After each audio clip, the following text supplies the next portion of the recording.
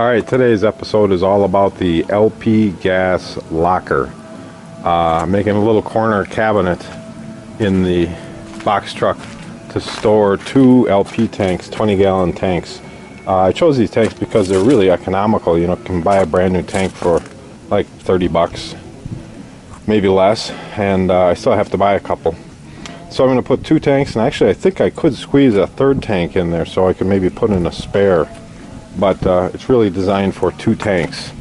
And as you can see, I've got aluminum back here, and I'm going to have aluminum on the top and as well. Excuse me, there'll be steel on the back, and I think the wood floor is going to be just fine. So let's take a look from the inside.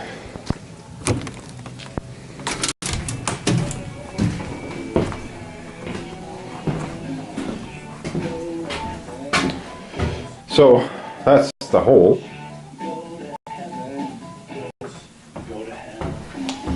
And here's the panel that's going to fit back here. Fits in like that. So that's the back of the locker. And as you can see, I took some garden hose and strapped it or screwed it onto the face as a bumper for the LP tanks. And I also put in some hook eyes here on both ends so that I can put some tie straps like this on and strap the tanks in, hold them in place when we're on the road. And a similar thing is going to happen over on this side, and you can see I've got a panel here. That's going to be the electrical panel accessed from the driver's side. So let's go downstairs and I'll show you the aluminum frame. I ordered some aluminum extrusions after a lot of searching on the internet for making doors for the sides of trucks and RVs and such. And there's 4 different pieces. 1, 2, 3, 4 different pieces. There's the outside frame extrusion, bottom, left and right, and then the outside frame extrusion top is different because it's got a hinge piece on it. So this is the frame I've made to fit into the opening that I just showed you, and this is the extrusion I bought. Came in 8-foot lengths, and they charged me 25 bucks for a lousy carpet tube to ship it in, another $62 to ship it. And the extrusions themselves, they're like 9 bucks a stick, an 8-foot stick. So the extrusions themselves were, what was it, about $60. And so at the end of the day, or it was 40, I don't know. But it was like 150 bucks. It's quite a bit of money. But I wanted a look that didn't look like a mobile home. I actually bought a mobile home hatch door that I could have used, but I just didn't like the looks of it. This looks more in line with kind of the industrial truck, the stealth truck. So nobody knows it's a RV. Nobody knows it's camper. So I plan on painting this white to further get it to blend in. So I have to make a door, and I've got the cutout, but the cutout actually had a big scratch in it with some Bondo in it. So I don't think I'm going to use that. I've got this piece that was on the inside. This was a divider for the cab to the box, and it's where that little slide door went. So I think I'm going to cut a door right out of there and use that.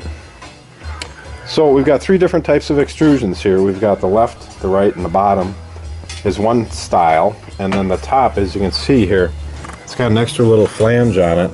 That's for a hinge, and so the top of the door hinges up. Likewise, we've got the extrusions here for the door itself. I think it's made for what is that, 3/8 inch door? So I'm probably going to have to use a dado on a thicker wood to get it to fit into that thin area. And then this is the piece for the hinge on the top of the door. So this piece slips in. I don't know if I can do it here or not, but it slips in something like this to form a hinge so that the door is hinged in there. So next step is to make the door to fit into the frame using these extrusions.